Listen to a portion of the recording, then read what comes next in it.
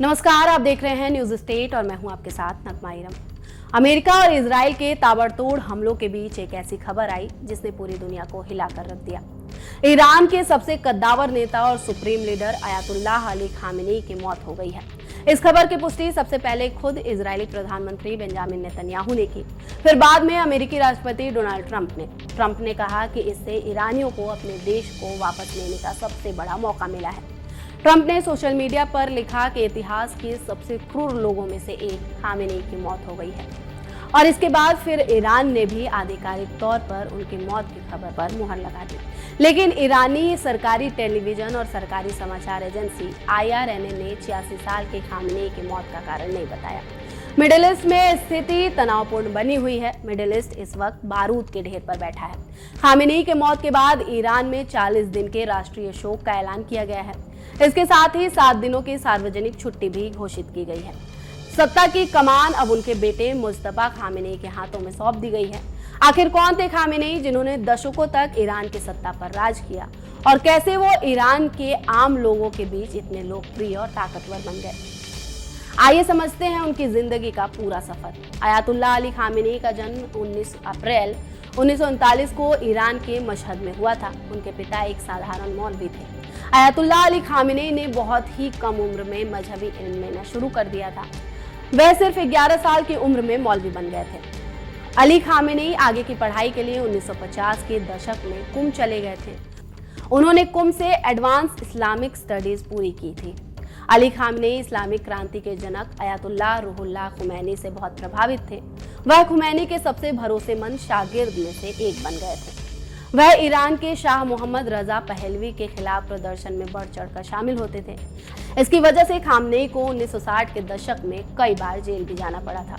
अयातुल्लाह रूहुल्लाह खुमैनी और अयातुल्लाह अली खामेनी ने 1979 में इस्लामिक क्रांति के दौरान शाह मोहम्मद रजा पहलवी की तानाशाही को उखाड़ फेंका। इसके बाद अयातुल्लाह रूहुल्लाह खुमैनी ईरान के पहले सुप्रीम लीडर बने थे। उस दौरान खामेनी की भी चर्चा पूरे ईरान में होने लगी।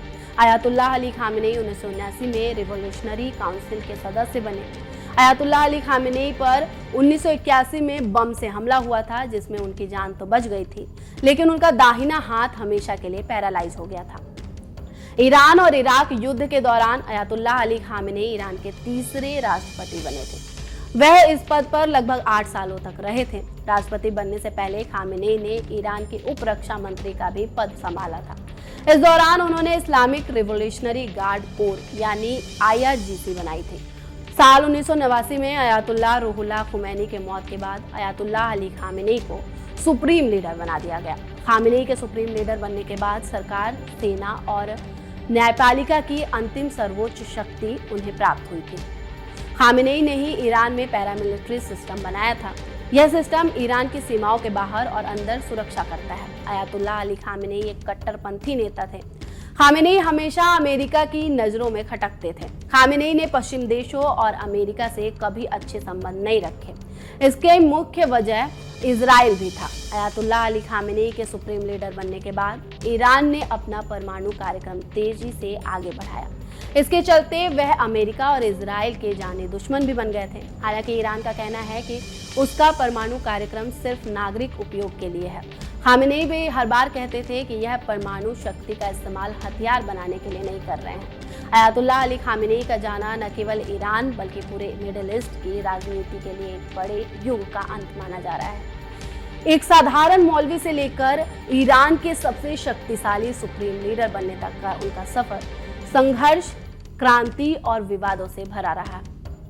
जहां एक तरफ दुनिया उन्हें एक कट्टरपंथी और अमेरिका इजराइल के धुर विरोधी के रूप में देखती थी, वहीं ईरान के भीतर वे एक ऐसे नेता थे जिन्होंने पश्चिमी दबाव के आगे कभी घुटने नहीं टेके। अब जब सत्ता की कमान उनके बेटे मुस्तफा खामेनी के हाथों में है, तो दुनिया की नजरें इस बात पर टिकी है कि क्या ईरान अपनी पुरानी कट्टर नीतियों पर कायम रहेगा या फिर खामेनी के बाद वहां कोई बदलाव की लहर देखने को मिलेगी।